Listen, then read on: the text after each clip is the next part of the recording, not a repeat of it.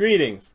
Today I'm going to talk about the last appointment I had with the sleep doctor, or somnambulist. I know I'm saying that incorrectly. And I realized that I've never mentioned that I have a new CPAP machine. So back in, I could say, the early part of 2024, I found out that I actually qualified to get a new CPAP machine. I'd had mine since 2006, very happy with it. So initially I said, I don't think I need it. Then a couple of weeks later, I started to think about it and I said, wait, geez, I've had mine for, nearly 20 years? And I need it to sleep because there's been a couple of times when I've been out of town and I tried to sleep overnight and I couldn't sleep overnight because I didn't have the thing with me. So I called the office and I said, hey, can I still qualify for that new CPAP machine? And they said yes. And so I went to get it. Now, one of the reasons I kept holding off on it is because there were these Philips machines and I had heard all kind of bad things about them, and I really didn't want a Philips machine. And no one mentioned what kind of machine I was going to get, but I just assumed I was going to end up getting a Philips machine. So I go to this place called Lincare, which is basically, 7 or 8 minutes away from where I live. I'm such a lucky guy. And I go in there and I answer some questions because I hadn't seen them since the mid-2010s. And then they bring out a machine and it turns out it's a ResMed AirSense 15. And I was pretty ecstatic because I wasn't expecting that. It's a little smaller than the ResMed S9 that I had, or S5. I can't remember which one it was. But it was smaller than that. And it had a smaller, thing that you put the water in. And it had a different kind of hose. And they gave me a little bit of instruction. And I came home, used it the first night. It washed out on me. It just, all this water came back on me. And I ended up having to take it back the next day and saying, hey, I got this problem. And they looked in the computer and they said, okay, we see what the setting was, so we're going to change it so that that doesn't happen anymore. I said, oh, really? So for a couple of months, I used that and I wasn't having any problems. And then all of a sudden it started doing that again. Now, I think it was probably two things. I know for sure it was one, which is that I was trying to increase the pressure because I thought I needed more pressure because I had stopped sleeping as well as I had for a short period of time. And I always thought that maybe I needed that pressure to help me breathe better while I had the machine on.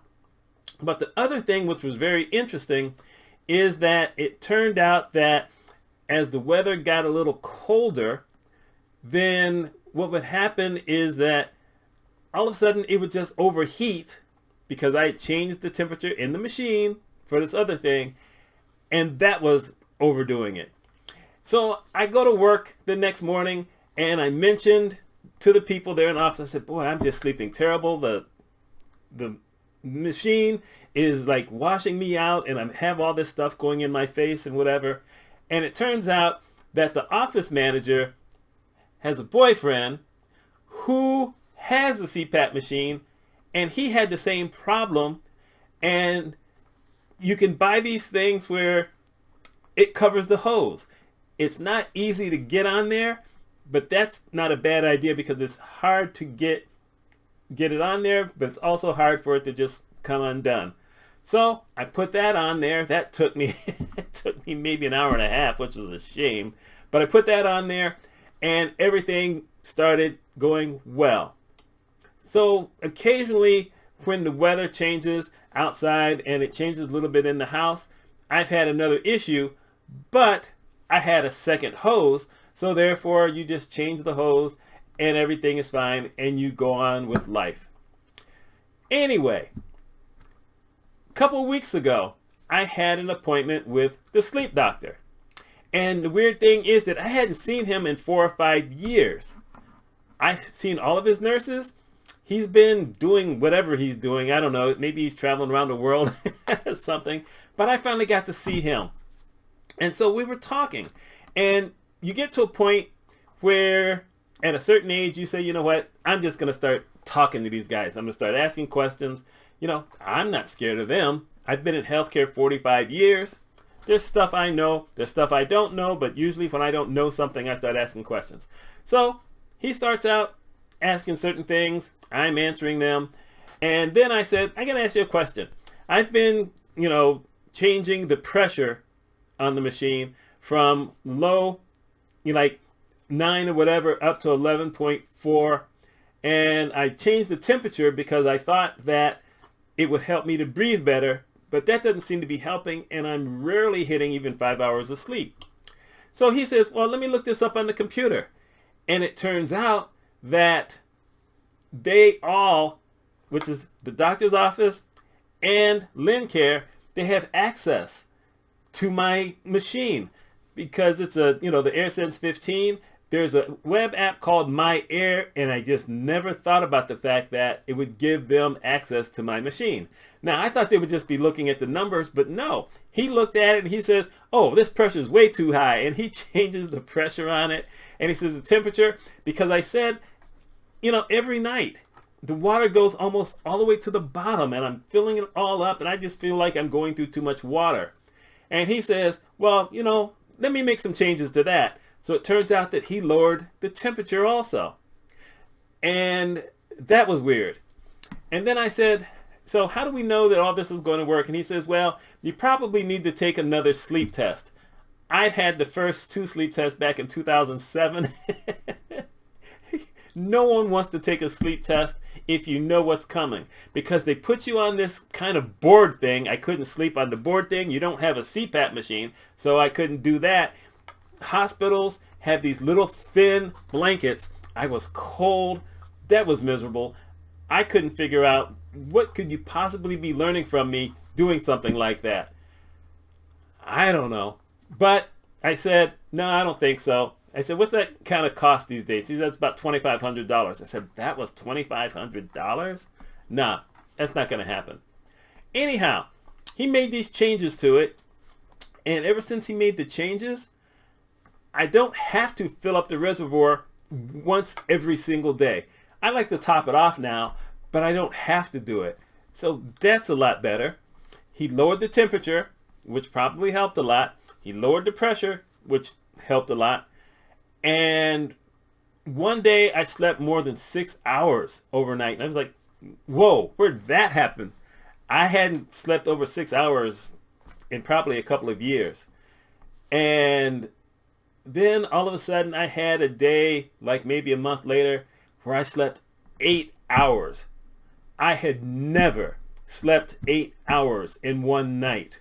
Like I said, I've had the CPAP machine, a CPAP machine, since 2006. I had never slept 8 hours. Even when I was sick, I had never slept 8 hours. Okay, maybe I think when I was in my early teens, when I caught the flu, but that doesn't count. But I slept 8 hours. And there's a lot of times now where I'm sleeping between 6.5 up to 7 hours. That's just outstanding. It freaks me out. I love that.